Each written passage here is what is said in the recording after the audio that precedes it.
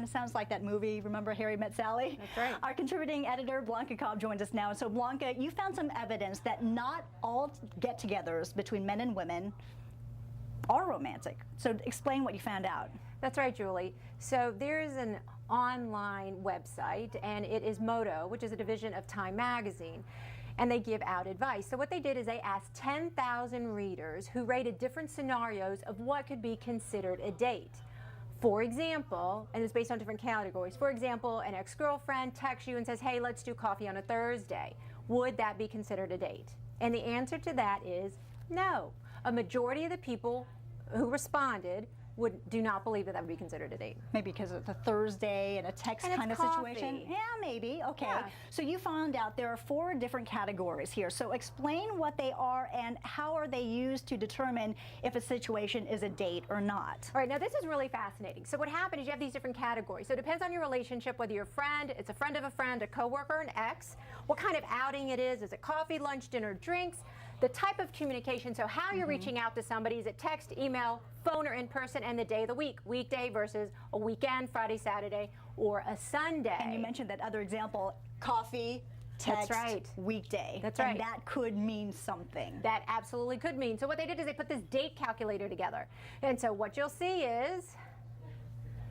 There it is. All right. So these are the different scenarios. So what they said is, so if a friend of a friend calls you, so let's say Chuck, who's a friend of Bob, is a really good friend of yours. So Chuck calls you and says, hey, Julie, let's do dinner on Thursday night. 68% of those 10,000 respondents would consider that a date.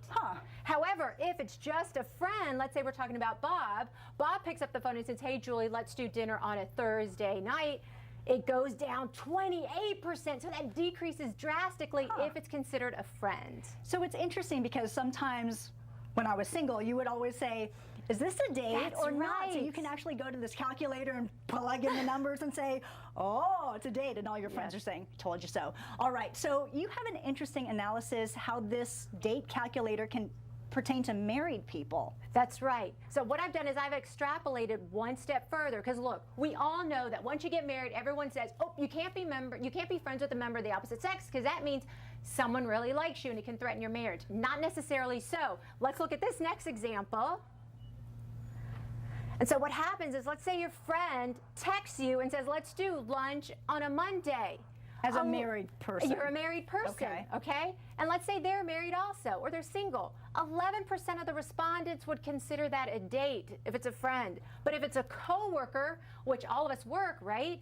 They text you and say, hey, let's have lunch on a Monday. It's 12% of the respondents would consider that a date. So my point is not everyone who has an ulterior motive, if they call you and say, hey, let's do lunch, or they text you. So when in doubt, I guess you can always refer to this date calculator. Blanca, thank you so much. We're going to have that information to the date calculator on our website on WFNYnews2.com.